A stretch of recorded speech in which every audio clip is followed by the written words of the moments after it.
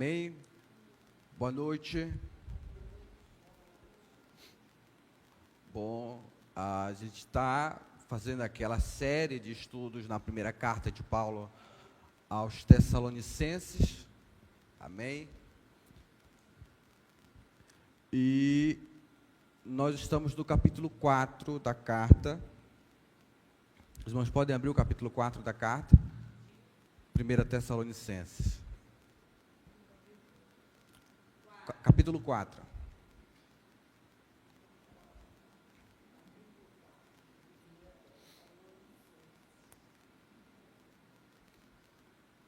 Amém? Todos acharam o capítulo 4? Tá. Permaneçam aí.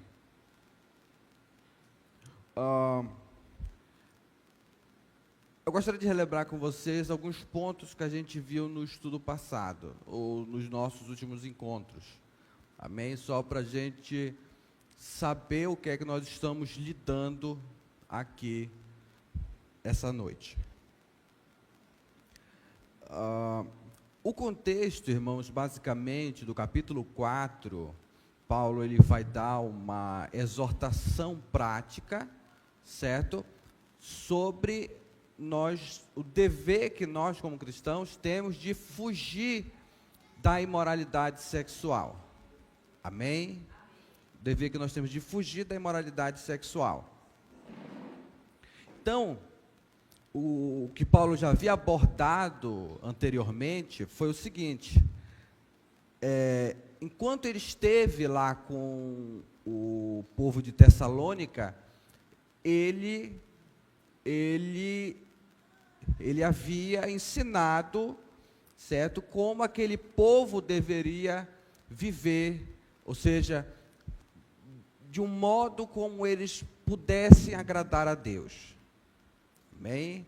Então ele falou à vontade. Se quem puder baixar um pouquinho aqui o som, amém? Só para não ficar esses, por gentileza.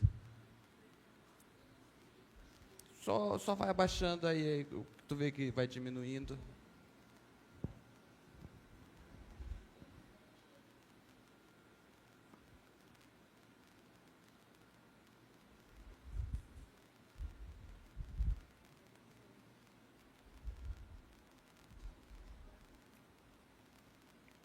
Certo?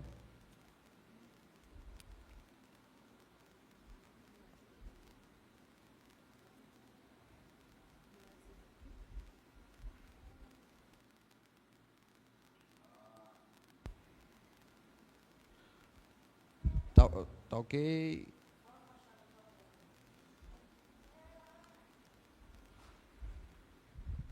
Pronto. Tá. Então, irmãos, para a gente entender, certo? Voltando aqui ao nosso contexto, amém? Só vamos prestar atenção aqui, certo? Então, o que eu gostaria de falar é o seguinte: então, mesmo Paulo estando pouco tempo com eles, ele não deixou de ensinar que eles tivessem uma vida que agradasse a Deus, certo? Não deixou de ensinar isso.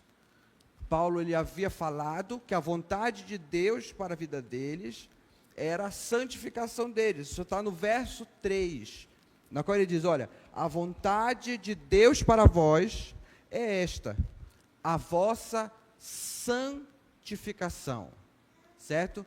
Versículo 3, essa é a vontade de Deus para vós é esta, a vossa santificação.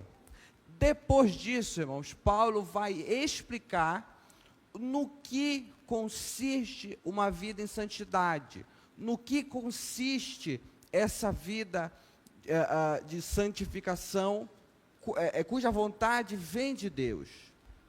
Certo? Ele vai dizer, primeiro, que a santificação consiste em se afastar da imoralidade sexual.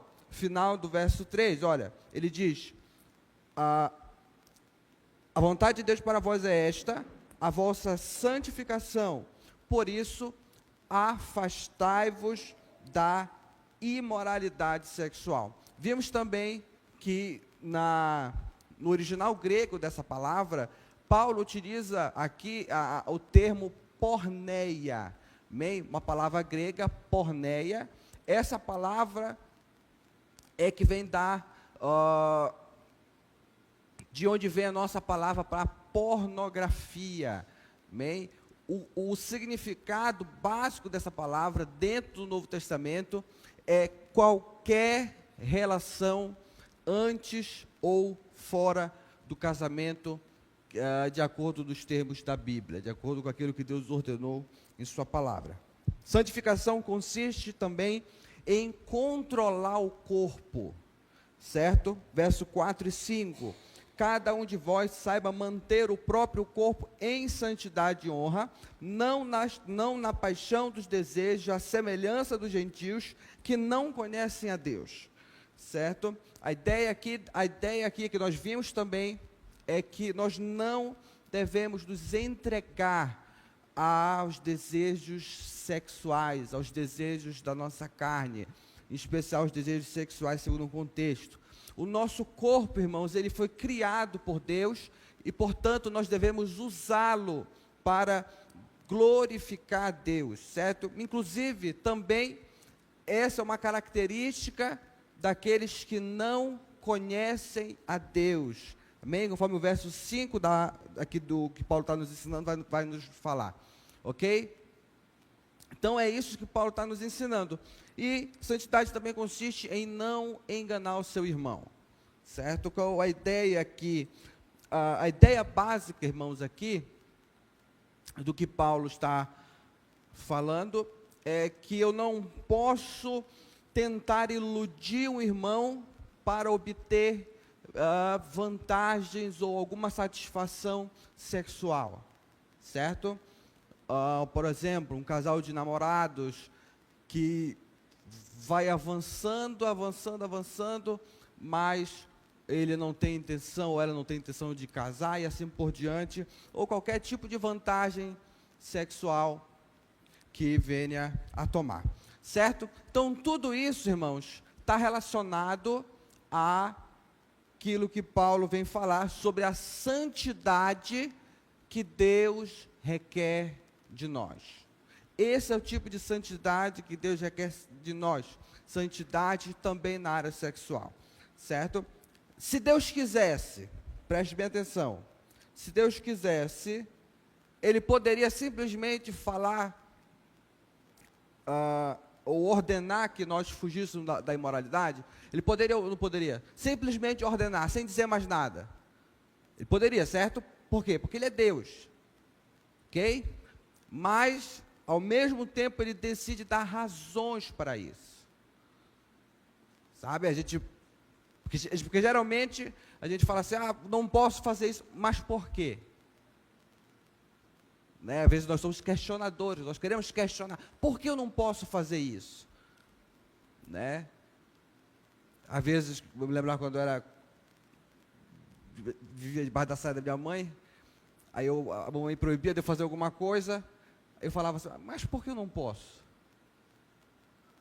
Né? Então, isso é muito comum, nós somos questionadores. Então, Deus, Ele decide dar razões pela qual nós devemos nos afastar da imoralidade sexual, certo?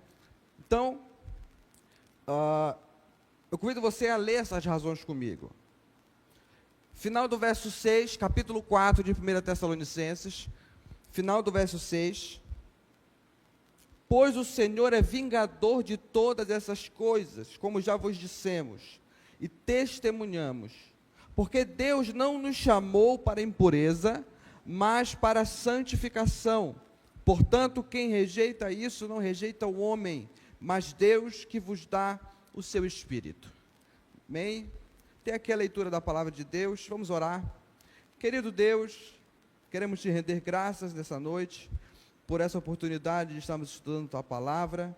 Peço a Tua bênção para expor a Tua Palavra aos meus irmãos, e que eles possam recebê-la com reverência, para que a nossa vida seja transformada em nome de Jesus. É isso que nós oramos, desde já te agradecemos. Amém. Amém.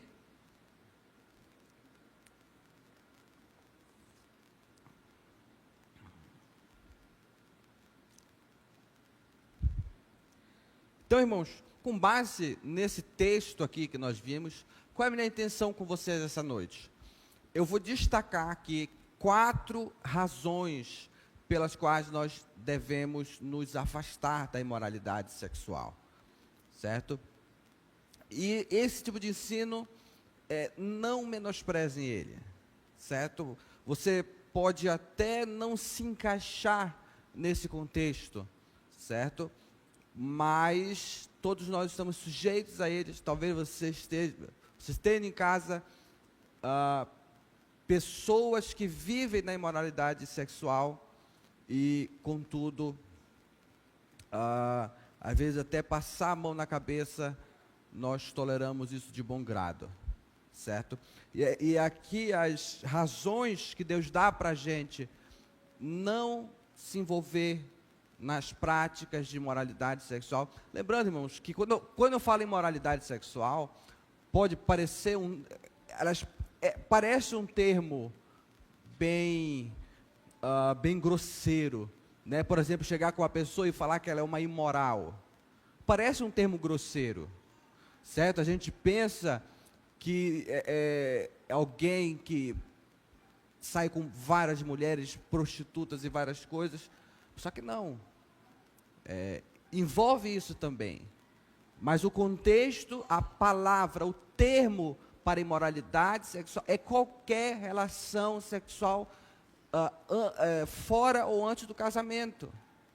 No namoro, adultério, seja qual for o tipo de relação sexual que ocorra, dentro do contexto do qual Deus ordenou, está incluído nesse termo imoralidade sexual. Ok? Amém? Então, veja bem, a primeira razão que Paulo nos traz aqui é a seguinte, é que Deus vai julgar os desobedientes. Amém? Deus vai julgar os imorais. O que é que diz no verso 6 aí? Leia comigo. Logo após Paulo dizer tudo aquilo sobre a imoralidade, ele vai dizer o seguinte: pois o Senhor é vingador de todas essas coisas, como já vos dissemos e testemunhamos.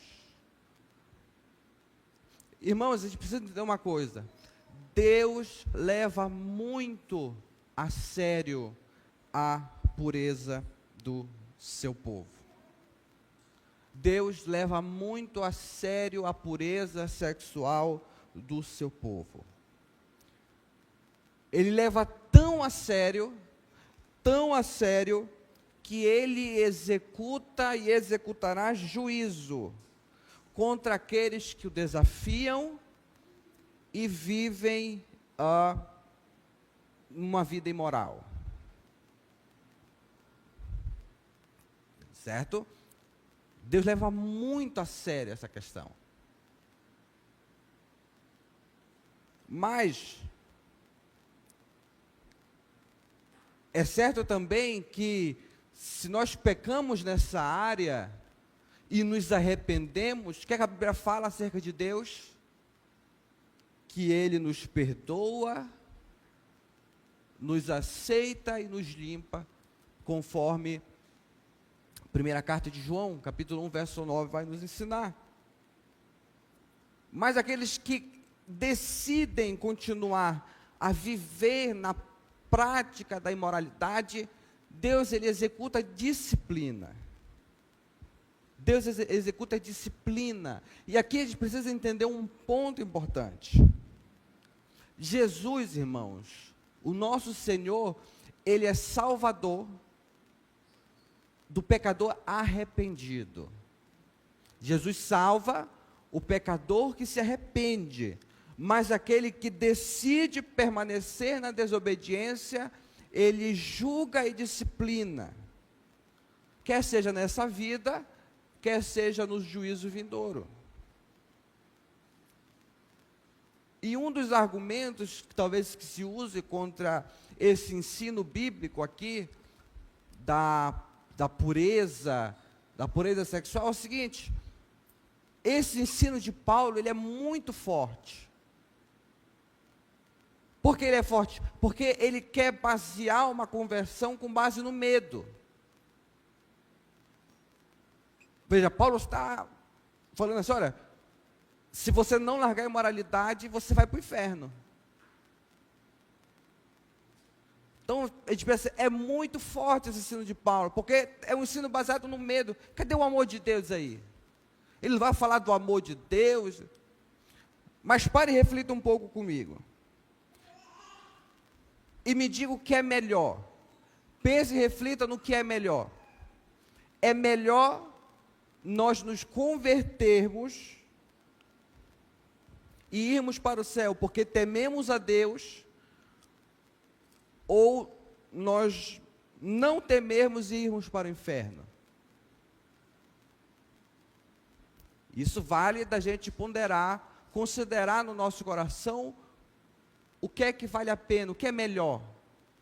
Eu temer a Deus e a sua ameaça de julgamento contra os imorais e ir para o céu, ou não ter temor nenhum de Deus, me entregar às práticas da imoralidade e ir para o inferno. Então é uma questão da gente considerar o que é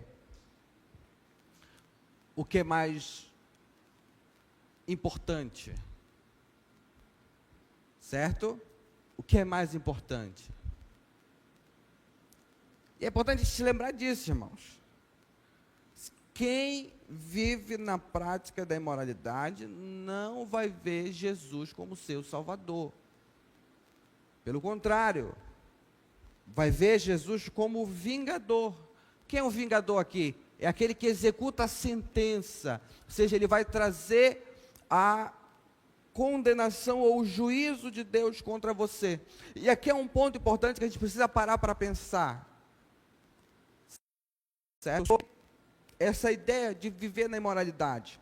Porque quem vive nessa prática, irmãos, pensa que está tudo bem.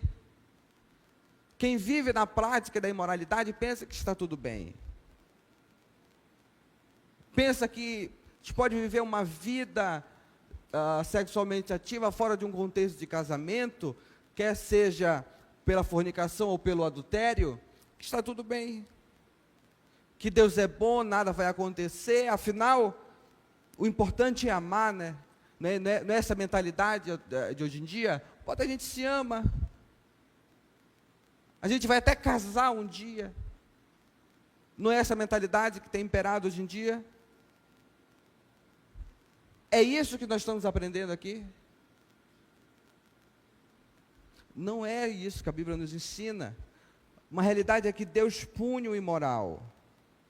E saiba que existe várias maneiras de Deus punir alguém. Inclusive o pastor tratou isso na exposição de Romanos. Deus pode, um dos exemplos, Deus pode entregá-lo ao seu pecado até que o seu coração esteja endurecido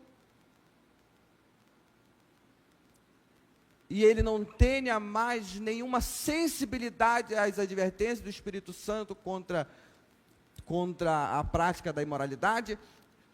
E é por isso que casais de jovens ou pessoas que cometem adultério fazem isso sem ter nenhum peso na consciência, porque o seu coração está tão endurecido, que ele se tornou insensível para as advertências do Espírito Santo.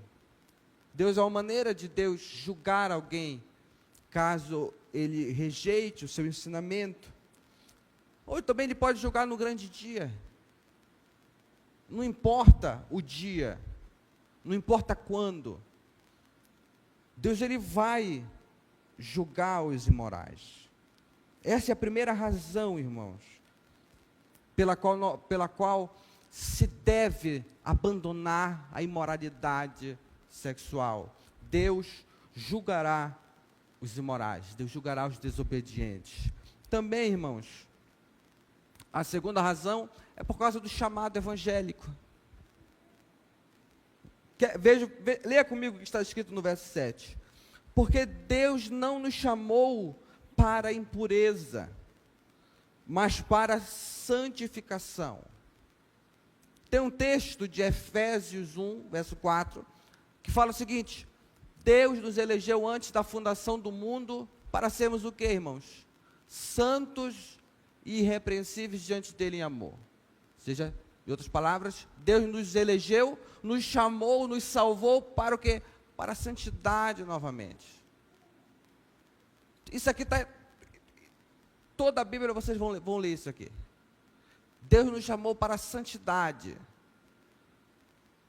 1 de João, capítulo 3, verso 6, diz: quem vive na prática habitual do pecado, não conhece a Deus. O que é que a gente aprende aqui, irmãos? Nós temos um chamado para vivermos uma vida digna de Deus. Olha só, isso aqui é muito sério. Esse chamado aqui é o chamado evangélico, é o chamado do Evangelho. Certo? Quando nós ouvimos o Evangelho, nós cremos naquilo que Cristo fez por nós. Quando alguém decide, irmãos, viver na imoralidade, é como se aquela pessoa estivesse dizendo: mesmo que Cristo tenha vindo ao mundo, morrido pelos meus pecados, mesmo que Cristo tenha suportado a ira de Deus no meu lugar para me salvar desses meus pecados, eu decido viver neles ainda, como se a obra de Cristo não tivesse valor nenhum. Então, é uma rejeição ao próprio Cristo e aquilo que Cristo fez por nós. Essa é a segunda razão pela qual nós devemos abandonar a imoralidade. Terceira razão.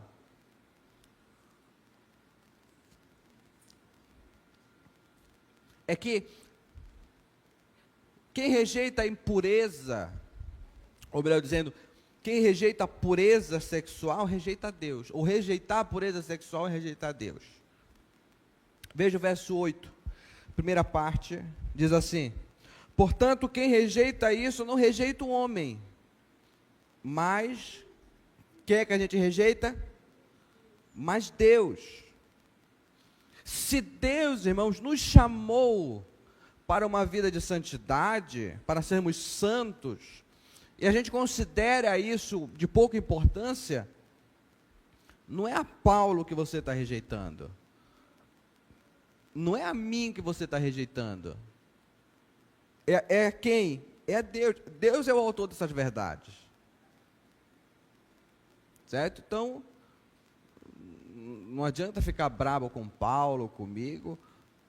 Nós somos apenas os mensageiros, nós entregamos a mensagem conforme está escrito aqui, certo? Então, tenha isso em mente. Você não está rejeitando o presbítero, você não está rejeitando a Paulo. É a Deus. Deus é o autor dessas coisas. Essa é a quarta razão. Essa é a terceira razão. E a quarta e última razão é que Deus nos deu o seu Espírito Santo. Final do verso 8, fala que quem rejeita essas coisas, rejeita a Deus, que vos dá o seu Espírito Santo. Esse mesmo Deus que rejeitamos quando praticamos a imoralidade, é o mesmo Deus que nos dá o seu Espírito como santificador. E aqui é importante, irmãos, vejam bem, é o Espírito Santo o agente de transformação de nossas vidas. É Ele, exclusivamente Ele, que transforma as nossas vidas de imorais, ou nossa vida da imoralidade sexual, para a santidade. E essa é uma das principais razões pela qual nós devemos abandonar a prática da imoralidade sexual. E aqui é um ponto importante, veja bem, Deus, Ele não somente ordena que nós abandonemos a imoralidade sexual, mas também Ele nos dá o seu Espírito, que nos dá poder para vivemos uma vida que o agrade, uma vida em santidade. E aqui é um ponto importante, que muitos daqueles que caem na tentação das práticas sexuais, ou se entregam aos desejos da carne, os desejos sexuais, têm a concepção de não poderem resistir a esse pecado. Muitos que se entregam a esse pecado não conseguem resistir. E qual a mentalidade? Não consigo resistir, então vou me entregar. Né? Deixa eu me entregar, já que eu não consigo resistir, deixa eu me entregar. Isso é uma verdade. Isso aí é muito verdade. Ninguém tem a capacidade de viver em santidade pela própria força. Você não tem capacidade de viver em santidade pela sua própria força, certo? E eu duvido que alguém tenha capacidade por si só de abandonar a imoralidade. Eu duvido que alguém tenha capacidade de abandonar as relações sexuais fora do contexto do casamento. Sabe, ninguém consegue, sabe por quê? Nós somos fracos. Nós somos escravos dos nossos desejos. Quantas vezes a gente já não falou que eu nunca mais vou fazer isso? Mas passa um tempo, estamos nós praticando o mesmo pecado, falhando no mesmo pecado. Isso porque, irmãos, nós queremos e insistimos em buscar uma vida de santidade com as nossas próprias forças. A gente fala, eu vou parar de fazer isso, eu vou deixar de fazer isso, eu nunca mais vou fazer isso. Passam uns dias, está lá cometendo o mesmo pecado de novo. O que a gente deve fazer? É reconhecer, irmãos, diante de Deus, a nossa incapacidade. Nós somos seres incapazes. Aprenda isso, nós somos seres incapazes. Essa ideia de que você é capaz, você pode, você isso, você aquilo, irmãos, não caiam nessa ideia. Não somos capazes de guardar a palavra de Deus pela nossa própria força. Você não consegue guardar isso aqui, viver em santificação, se afastar da imoralidade, usar o seu corpo para a glória de Deus, não se entregar aos desejos, às paixões do desejo. Você não consegue isso sem o Deus que vos dá o seu Espírito Santo. Não adianta. E aqui eu tenho algo que eu tenho aprendido. Sabe por que Deus dá um mandamento difícil para a gente? É justamente para que a gente não se apoie na nossa capacidade. Todo mandamento de Deus, nos termos que Ele exige, é impossível para nós, pecadores, cumprirmos. Então, o que é que nós fazemos? Vivemos em desobediência? Não. Vamos buscar socorro com o autor dos mandamentos, pedindo ajuda a Deus para que eu possa abandonar a imoralidade. Amém? Para que eu possa abandonar a imoralidade. Não tente ser santo por si mesmo. Não tente, irmão, ser santo por si mesmo. Peça a Deus para que ajude você a abandonar as relações sexuais fora de um contexto de casamento. Nós vimos as razões para isso.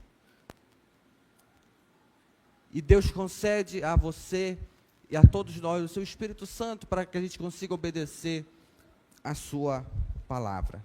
A conclusão de tudo isso, irmãos, é o seguinte.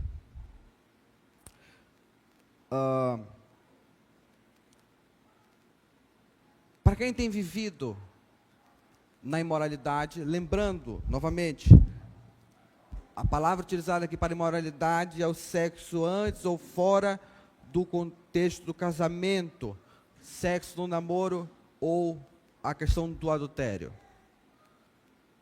Aprendemos hoje que nós devemos abandonar essa prática imediatamente. Razões para isso. Deus julgará os imorais, verso 6, parte final. Deus não nos chamou para a impureza sexual, mas para a santidade, verso 7. E caso você rejeite essas verdades, não é a mim ou a Paulo que você estará rejeitando, mas a Deus, verso 8, que nos dá o seu Espírito Santo, verso 8 também. Essa é a conclusão de tudo que nós vimos aqui. Amém? Agora, irmãos, que nós sabemos o que significa viver em santidade, nos termos que Paulo está nos ensinando aqui, amém? Eu gostaria de trazer algumas reflexões, algumas lições para as nossas vidas, para nós caminharmos para o final. A primeira delas, irmãos, a ideia de que reprimir os desejos sexuais faz mal. Certo? Esse pensamento, irmãos, tem dominado a mente do século 21. Qual é a ideia aqui? É que você evitar ter relações sexuais provoca traumas, deixa a pessoa neurótica, os jovens principalmente, de que se você não tiver relações sexuais, faz com que você esteja traumatizado, mental ou espiritualmente. Esses são pensamentos comuns, inclusive em ciclos psiquiátricos. Quem é o pensador ou quem deu a ideia, essa ideia, o pioneiro dessa ideia, foi Sigmund Freud, né, o pai da psicanálise. Ele seria o primeiro que daria o primeiro passo a essa ideia, esse conceito. E dentro do pensamento dele, irmãos, funciona mais ou menos assim. Lembrando que essa aqui não é minha área de especialidade, eu fiz algumas pesquisas aqui, né, inclusive conversei com uma psicóloga aqui da igreja, né, que está se informando. Mas qual é a ideia básica aqui desse pensamento, que tem inclusive imperado dentro do nosso contexto? Que na concepção de Freud, o sexo era um dos fatores dominantes da neurose das pessoas. O que isso quer dizer?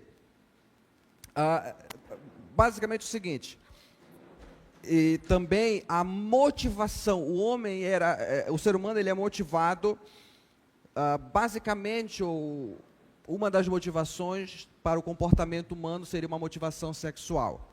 Certo? Então, segundo ele, o ser humano ele viveria a sua existência com base em dois princípios. Um seria o princípio do prazer, certo? Que pode ser o prazer sexual, qualquer tipo de prazer, qualquer coisa que possa te dar prazer, desde a comida, qualquer coisa. E o princípio da realidade, certo? O que seria o princípio da realidade? Seria uma limitação do prazer. Essa limitação do prazer que torna a vida em sociedade possível. Ok? Então, quando os desejos sexuais eram reprimidos, na concepção dele, que acontecia as neuroses. Certo? Então, essa ideia ela tem sido rejeitada por muitos estudiosos, mas também abraçada por muitos. Inclusive, há uma frase de Freud que no final da sua vida também, quando ele já está numa idade mais avançada, ele mesmo rejeita essa concepção que ele tem.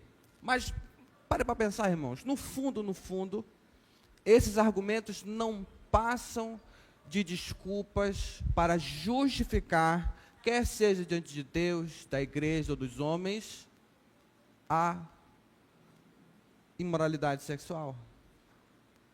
Nada mais é como um meio de justificar a imoralidade sexual. Certo?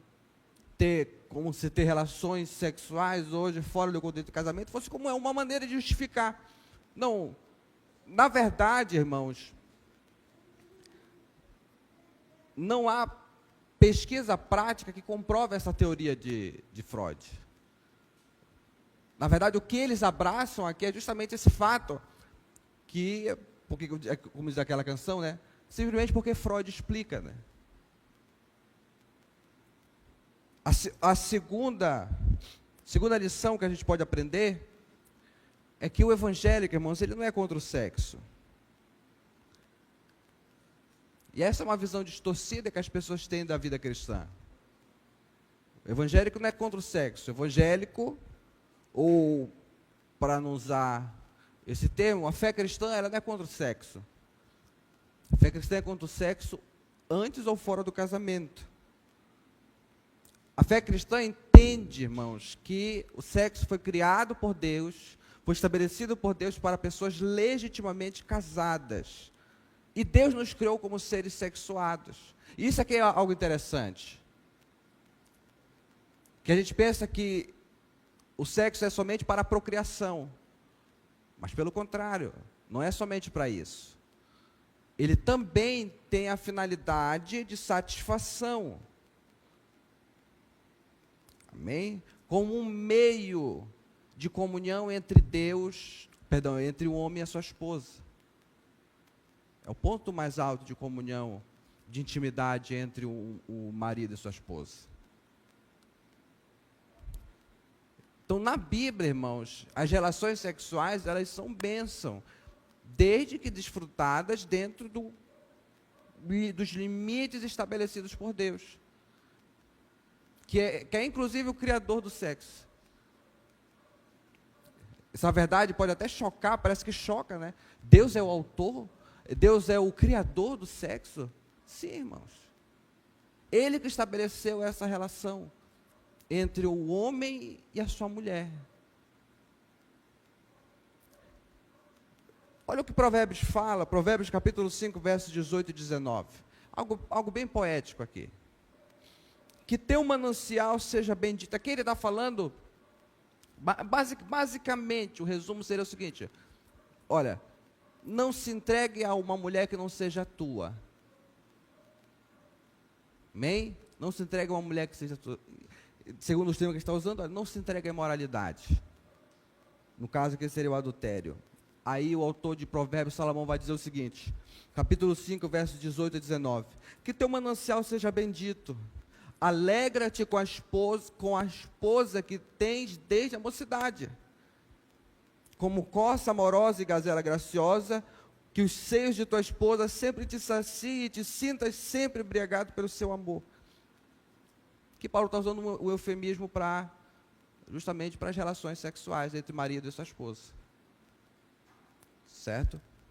Então, a fé evangélica não é contra o sexo. Ela é contra o sexo fora ou antes do casamento. Ok?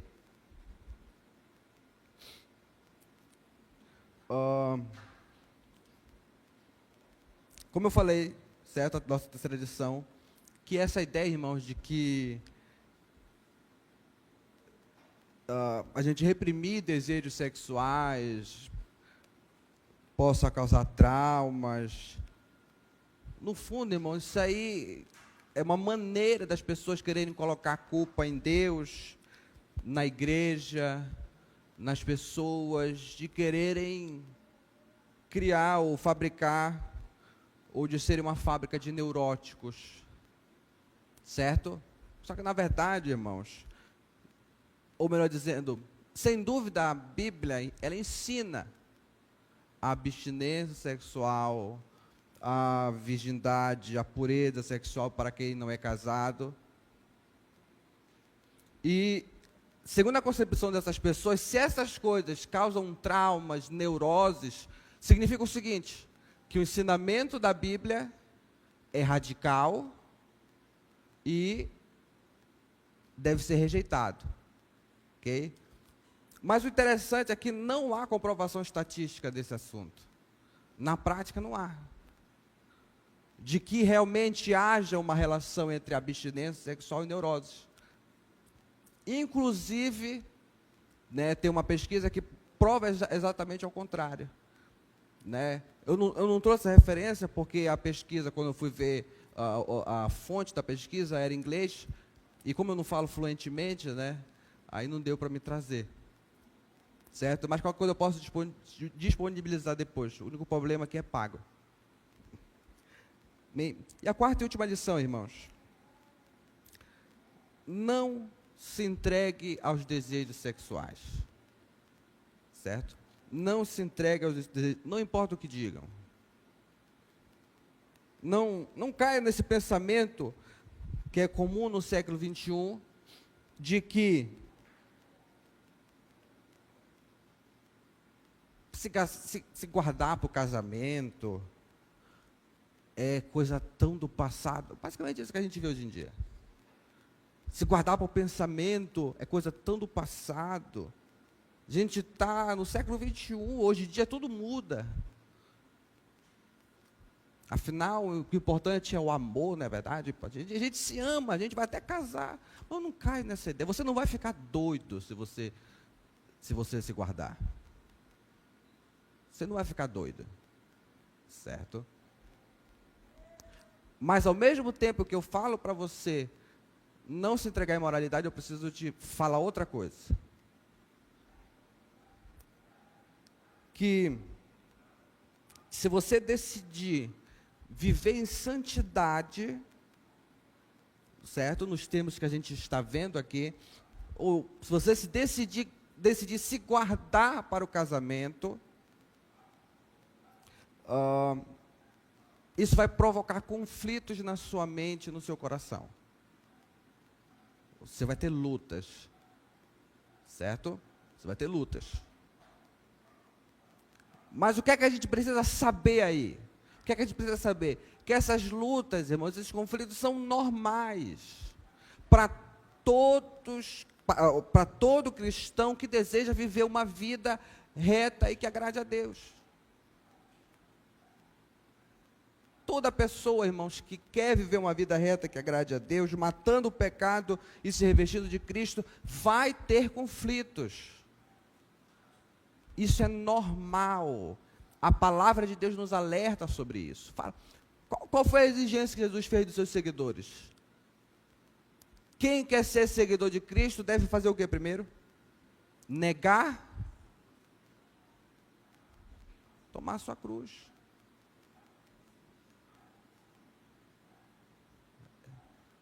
A gente não está falando muito sobre discipulado?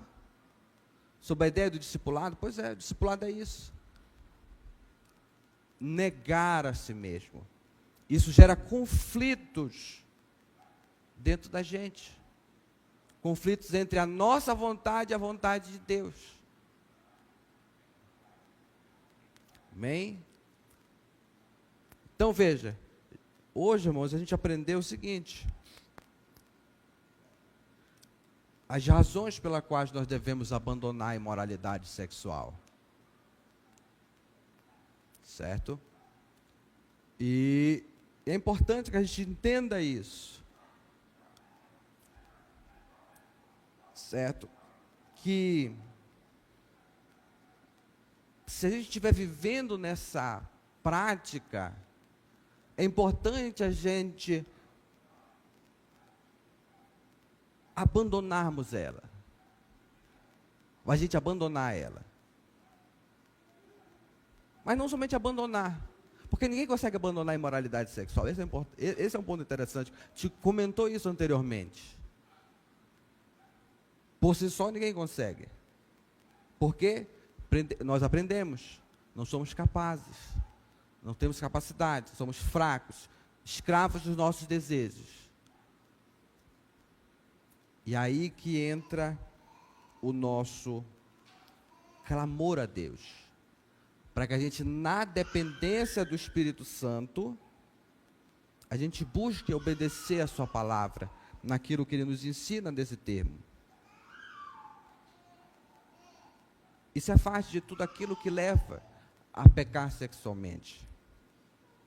Amém, irmãos? Vamos orar.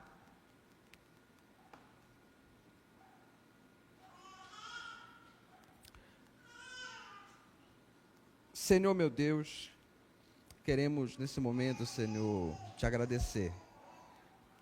Pedimos a tua misericórdia sobre nossas vidas, Senhor. O ensino de hoje que é um ensino que tem sido pouco considerado no meio do teu povo, Senhor.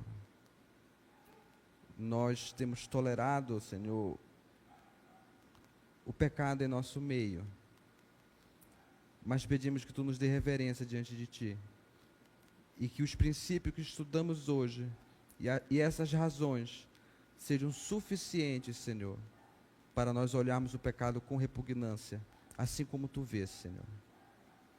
Ajuda-nos, Senhor, a vivermos uma vida que te agrade, pois não conseguimos pelas nossas próprias forças, mas pedimos e oramos nesse momento para sermos dependentes de ti. É isso que eu oro, Senhor, e desde já te agradeço em nome de Jesus. Amém. Amém.